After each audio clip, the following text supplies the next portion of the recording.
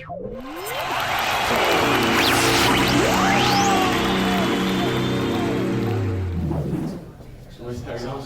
we're obviously starting to get into the games now. I think probably last year the club got a bit of criticism, and I think everyone measured you on your season before. Do you feel like last year perhaps you were maybe unfairly criticised at times externally?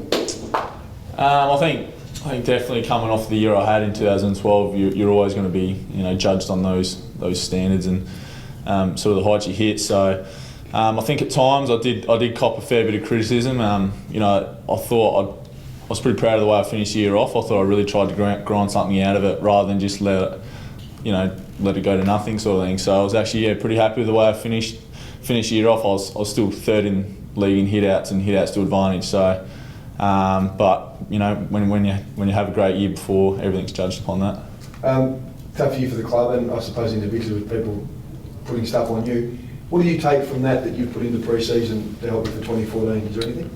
Yeah, I had a great learning year last year. I learned a lot about being a good AFL footballer and in terms of preparation, consistency and things like that. So I've had a really good pre-season. I've been really happy with how it went, and I'm that ready for the games. I'm as Pod said a few weeks. I've been ready for probably a month now, ready to play. So I'm excited for the games to come around. And the one thing I'm looking to do is improve my consistency, and that's one thing I'm hoping to do. Have you changed anything this pre-season?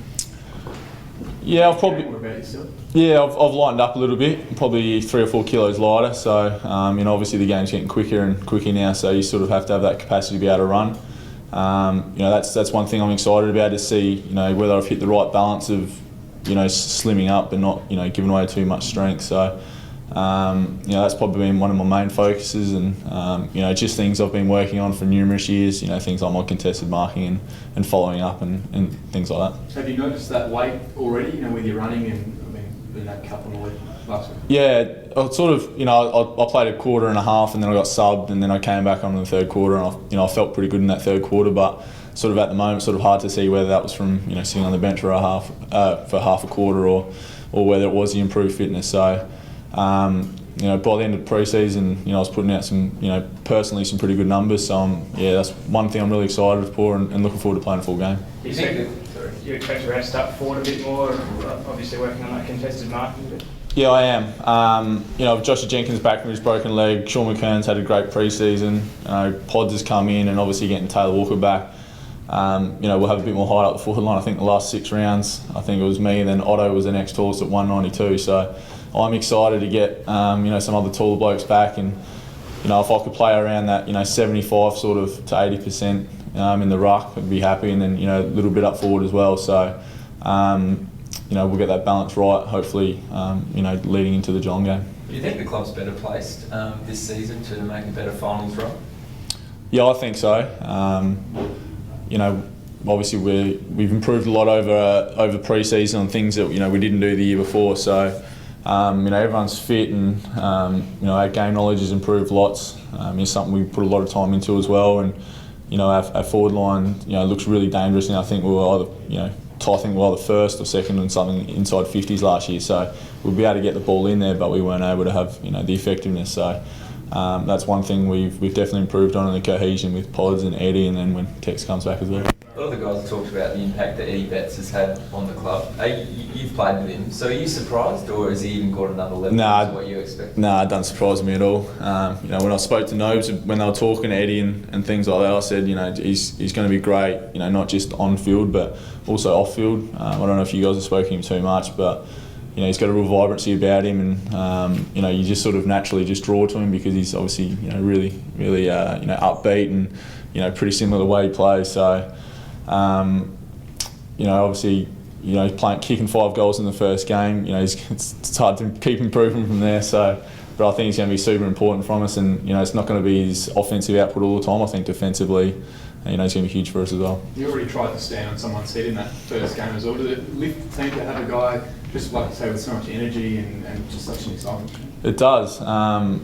We sort of we had Ian Callanan, but Eddie sort of he's one of the best in the league at defensive pressure and things like that. So I reckon that's one thing where the boys really get a lift is the pressure he puts on it, because it obviously helps the midfielders and defenders as well. So and then the offensive flair he's got, just comes naturally to him, and it is very exciting. It's going to be great for our supporters. Adelaide, I think the boys on the hill will probably like it as well.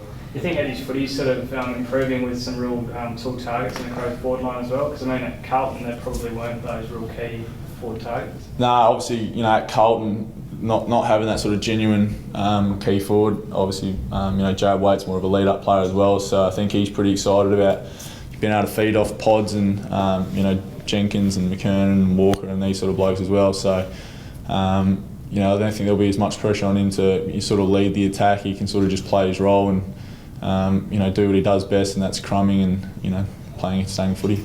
Carlton next week. Do you think you'll be close to full strength again? Do you think you'll have an even stronger side, for leading up to round one? Yeah, I think we will. I think Sando's already mentioned. We look to get a few of our other leaders back with Tomo and Truck, and I think Petrenko, Lynch, Laird. I think they're all sort of going to be pretty close. So. It's going to be 4 or 5 changes as well. So, I think we'll slowly get closer to the team we're going to play for round one. Obviously, it's still going to be a pretty big squad, but we'll definitely be a lot closer. So, what was the main thing that you might have learned from last season? Because it was a little bit disappointing. Yeah, I reckon just preparation and consistencies, the things where I can get my biggest gains from. Yeah. Just last year, not that I didn't have a good pre-season. Last year I still did every session, but I think just the way I've attacked it and a few things I've learnt from last year will definitely hold me in good stead this year. So it's hard to sort of get a gauge on consistency at the moment because I've just been trying to prepare for every session as well as I can and get the most of every session, and hopefully it will flow into my footy now. What about as a team? Do you talk about last season, or is it sort of put in the past now? Yeah, so it's sort of a hard one. You obviously always come back to it, when you're reviewing things and stuff you need to improve on. You obviously do touch on it, but we're all about going forward, and structurally, we're set up differently, especially in the forward half, and Danger and Tomo, and they'll probably spend more time in the midfield now because they were obviously used forward a lot last year. So you do to a certain point, but it's all about going forward, and we have some new players in our team, so it's going to be pretty exciting. So you mentioned about I noticed Sanderson, Brenton mentioned inside 30s rather than inside 50s. And I guess that sort of shows that you're really thinking about how you're delivering the ball into attack.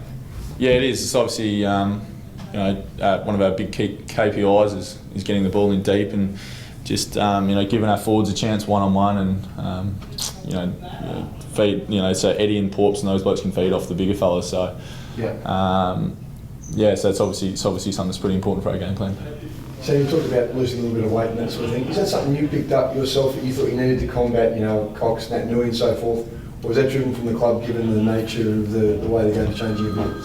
It is. I think it's a bit of the way the pre-season went. Last year I was doing 4 or 5 weight sessions a week. This year it's sort of gone back to 2 or 3, and we're doing a lot more running this year, as what has been pretty well documented. So I think naturally it's just something that it's just dropped off the kilograms, and it's not something I set out at the start of the pre-season for it to happen, but it's just sort of gone that way. And like I mentioned before, the game's always getting quicker. So. It'll be interesting to sort of see how it helps my game coming into the real stuff.